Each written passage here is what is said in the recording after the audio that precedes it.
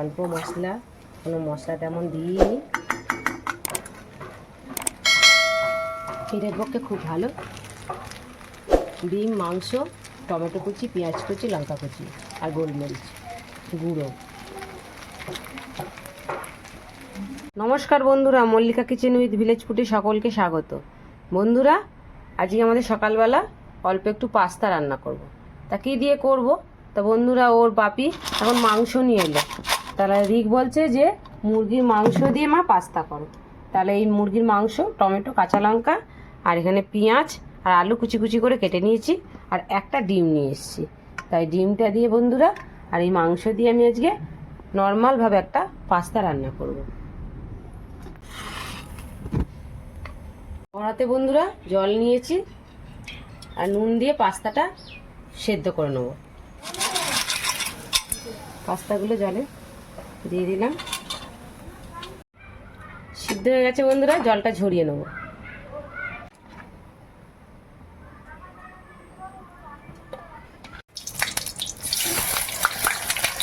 ডিমটাকে একটু নুন দিয়ে ভেজে নেব। একটু নুন দিয়ে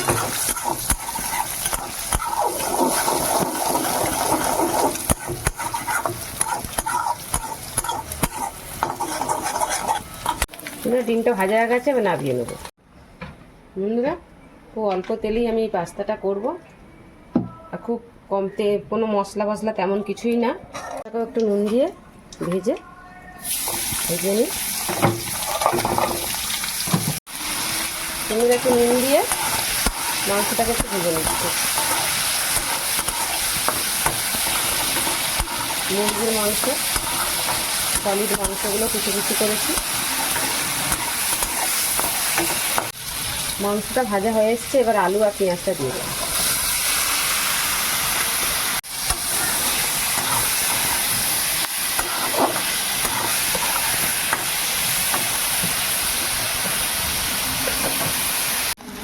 নুন দিলাম,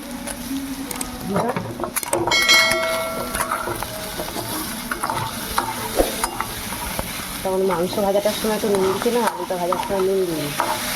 আলুটা সঙ্গে সঙ্গে নুনটা দিলে না আলুটা কামড়ে যায়, তাই কামড়ে যাচ্ছে। পেঁয়াজটা দেওয়া আছে, এবার আমি টমেটো আর কাঁচা লঙ্কাটা দিয়ে দেবো।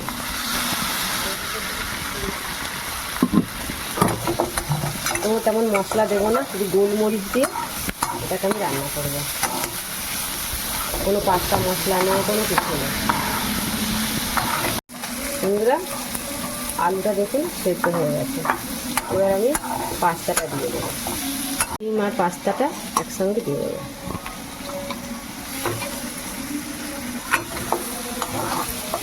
খুব অল্প তেলে বন্ধুরা এটা করছি।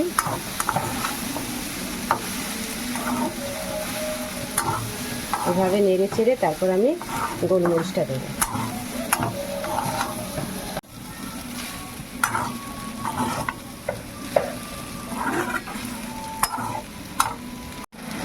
বন্ধুরা, যারা একটু ঝাল ঝাল মিষ্টি মিষ্টি ভালোবাসেন তারা একটু চিনি দেবেন। আমি একটু ঝাল ঝাল মিষ্টি মিষ্টি ভালোবাসি, তার জন্য আমি চিনি দিলাম।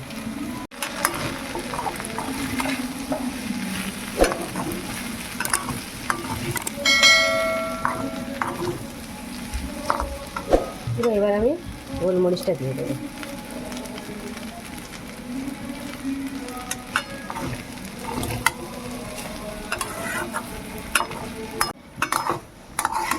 বন্ধুরা দেখুন, টমেটো গলে গেছে, পাস্তা রেডি হয়ে গেছে।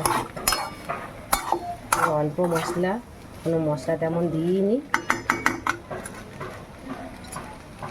পেটের পক্ষে খুব ভালো। ডিম, মাংস, টমেটো কুচি, পেঁয়াজ কুচি, লঙ্কা কুচি আর গোলমরিচ গুঁড়ো। আমার পাস্তা রেডি, আমি এবার নামিয়ে নেব। বন্ধুরা, গরম গরম সকালের পাস্তা ব্রেকফাস্ট।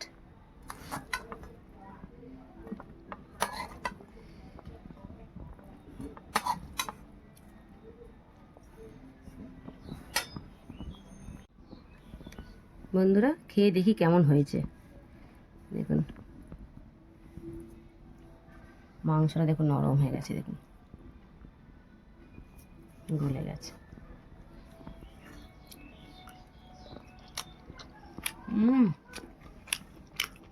ঝাল ঝাল গোলমরিচ দিচ্ছি আর দারুণ টেস্ট হয়েছে। ডিম মাংস দারুণ লাগছে বন্ধু, একটা অন্য ধরনের টেস্ট।